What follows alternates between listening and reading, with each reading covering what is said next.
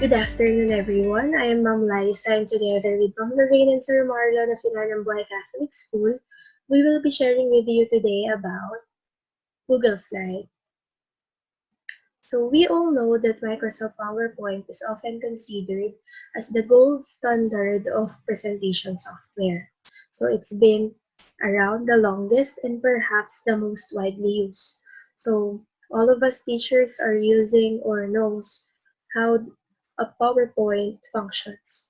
But that doesn't mean that we cannot learn a new thing in this field, especially now that we have to adapt to the new normal, which is called distance learning.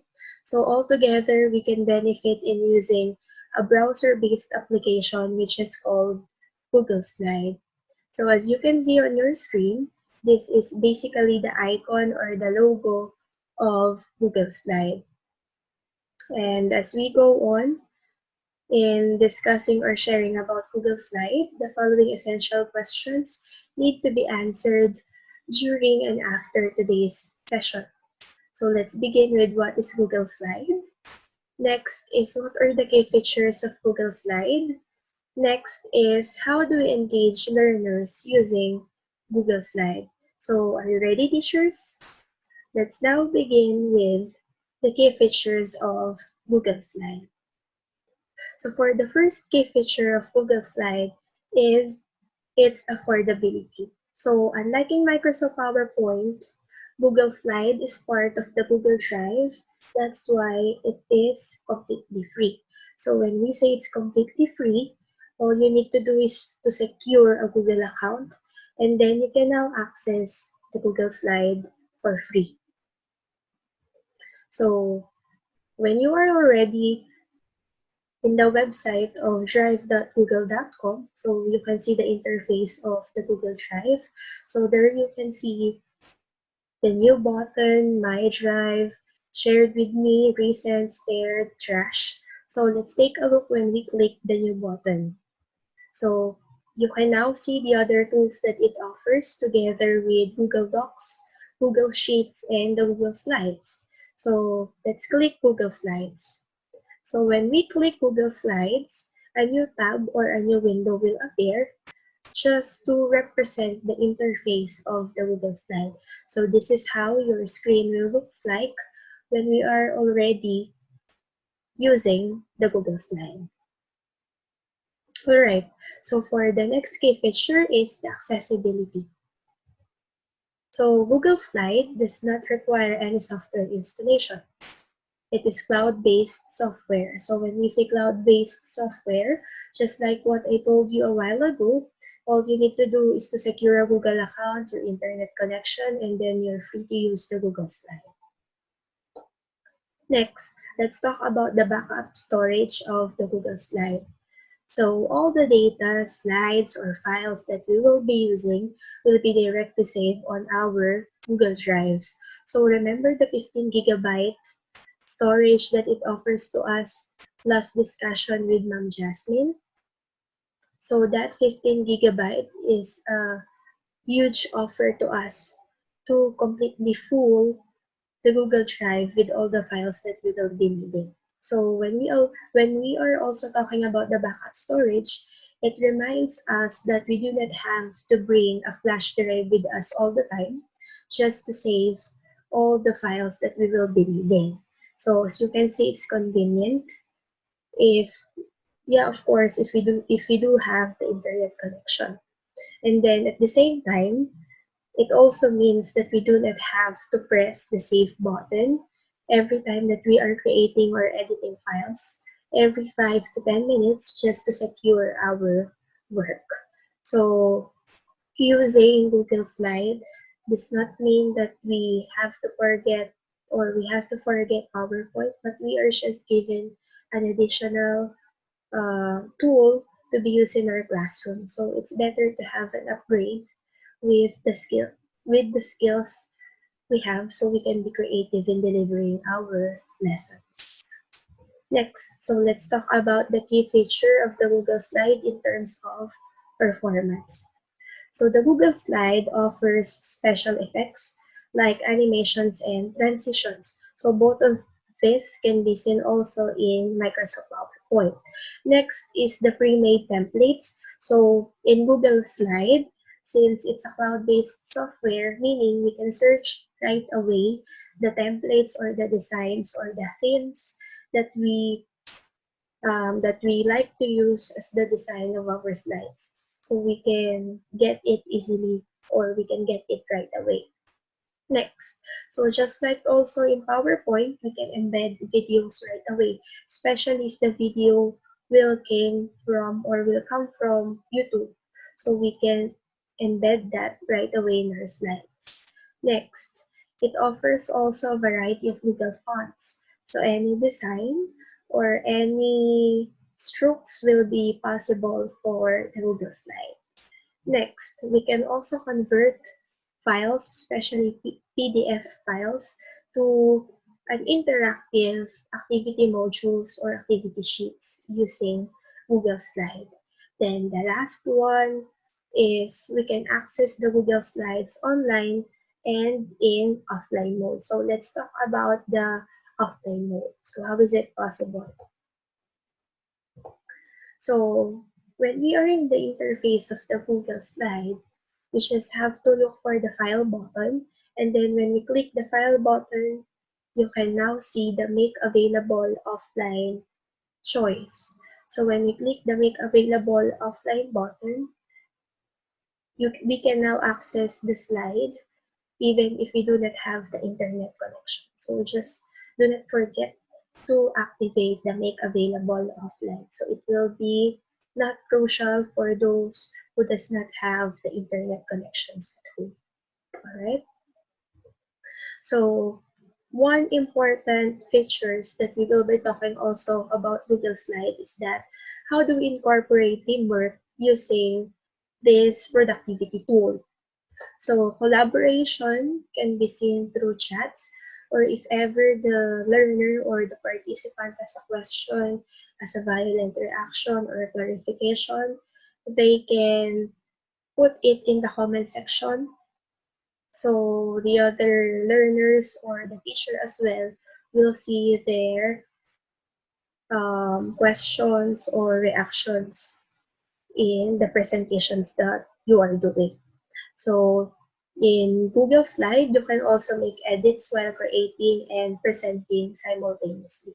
So you do not have to worry to save the file first before doing the editing. No, so all the editing happens or will be saved right away. So for additional information, let's try to watch this video about Google Slide. Google Slides is a free, web-based application that allows you to create dynamic slide presentations similar to Microsoft PowerPoint. These presentations can include animations, images, videos, and much more.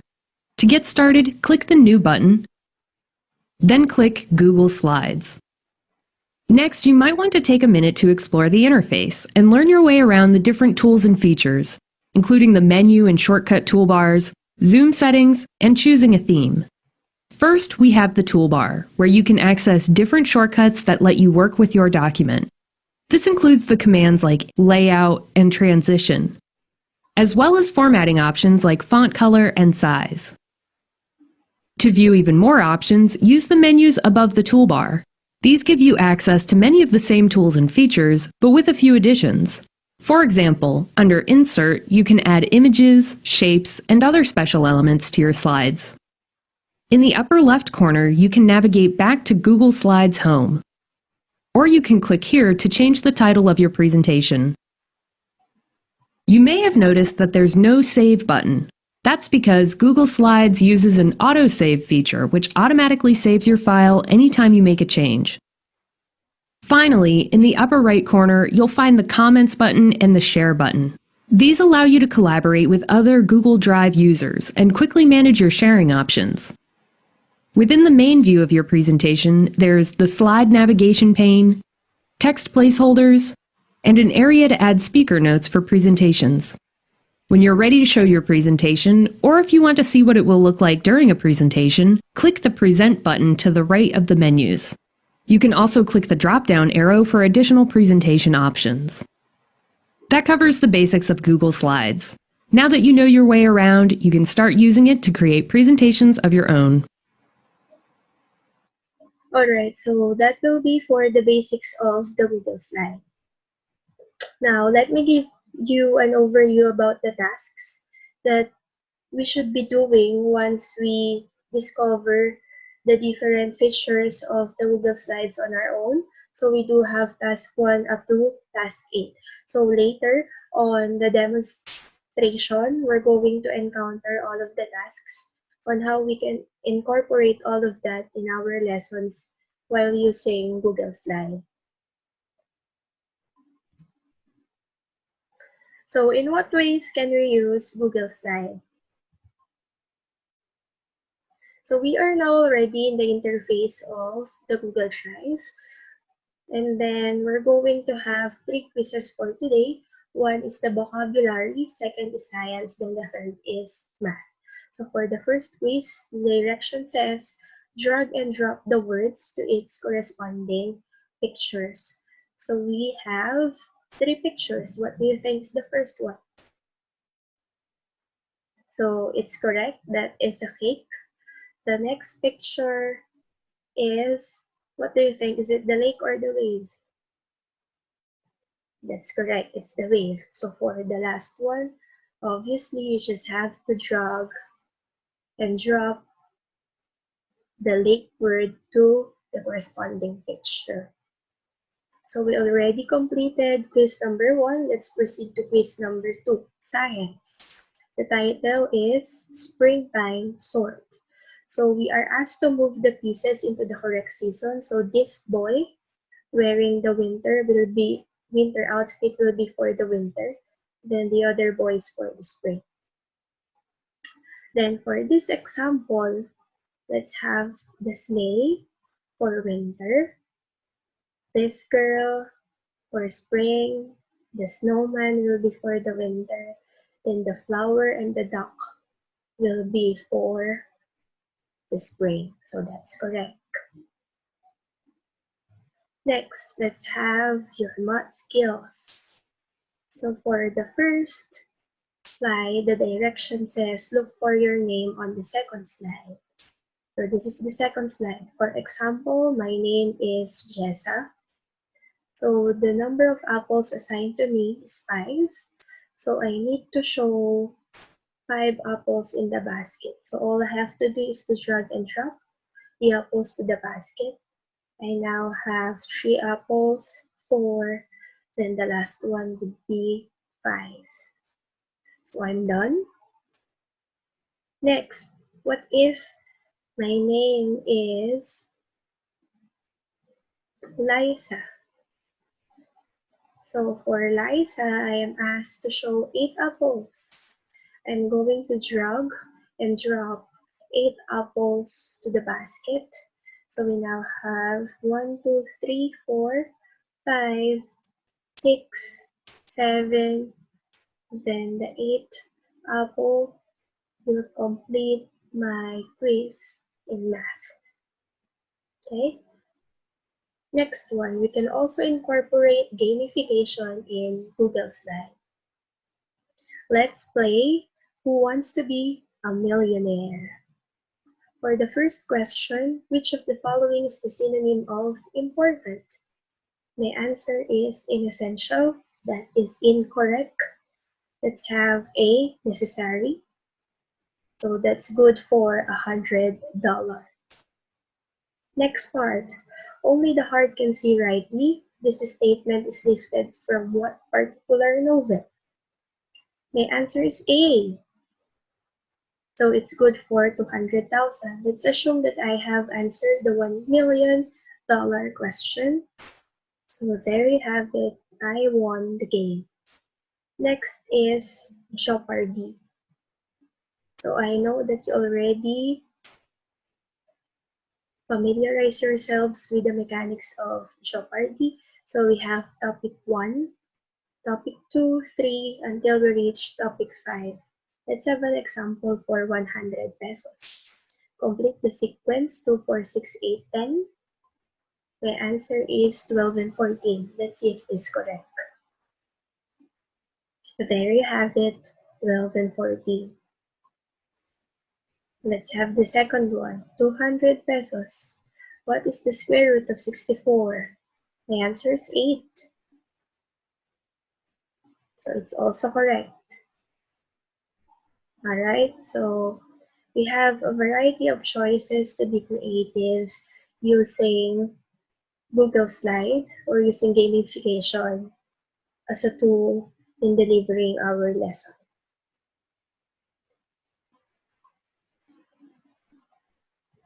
So maybe some of you will ask if there is a screen record button in Google Slide, but sadly to say, we do not have the screen recording feature for the Google Slide, unlike in Microsoft PowerPoint presentation.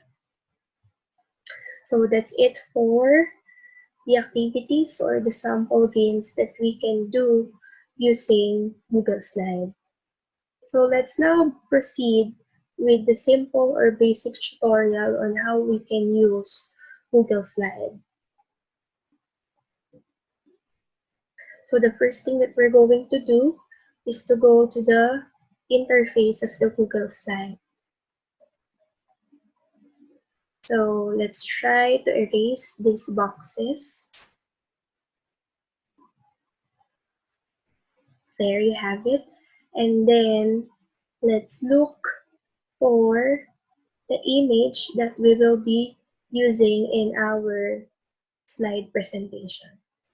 So I will have the parts of the plan.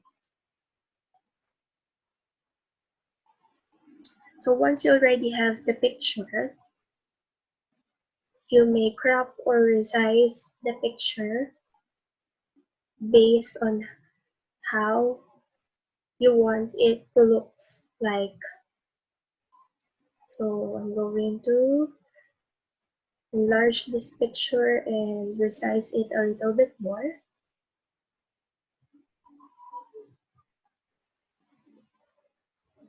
Alright, so there you have it. Then the next one is we're going to provide the choices for the answers. So insert the first text box. That is for the stem. So we also have the option to change the color and the weight of the borders based on how we desired on our desired look or color for our choices. So next is roots. Then let's have the third one. This will be for flower. Alright, so for the last one, just paste another copy of the text box. We already have the stem, the roots, the flower, then the last one will be the leaves. So we're done with the choices. Next step is to put another text box where the students can type their name once the slide is assigned to them correspondingly. So let's change the borders and then let's add the text for name. So we already have this first template. Then let's have a new slide so we can make the direction for this module or worksheet. So we have directions, label the parts of the plant correctly. So basically what the students need to do is to drag and drop the correct parts of the plant to its corresponding boxes based from the given picture. So drag and drop your answer in the corresponding boxes. Next is to resize the text boxes so we can make another text. Next, we have to duplicate the template based on the number of our students. So each template will be assigned to one student, then the next one will be for another student until you reach the last student in your class. So let's say, for example, student number 1 is Mary, student number 2's name is John, then the third one is JC, the fourth is CJ, then the fifth one is Katrina. So for the hyperlink, let's highlight the name Mary, then right-click, then look for the hyperlink button, then assign Mary to slide number 2. Same with John. We're going to assign him in slide number 3. And then that's right, it's slide number 3. Then for the last student, it's JC. The next student is JC. Let's assign him to slide number 5. Or 4 rather. Then CJ will be for slide number 5 and Katrina for slide number 6. So once the student click their name, they will now proceed to their corresponding slide in your science exam. So let's assume that they are done already answering the quiz. They can now send the link to your group so we teachers can assess or can check whether their answers are correct or not. Alright, so that's it for Google Slides. So I hope you learned something and that we can incorporate Google Slide in delivering our lessons. So it's better to upgrade our skills, especially now that we have to adapt to the new normal, which is online learning. So it's better to be equipped with different productivity tools and be creative so both the teachers and the learners will not have a hard time in delivering and learning the lessons for each topic. So thank you everyone for listening and participating in today's session.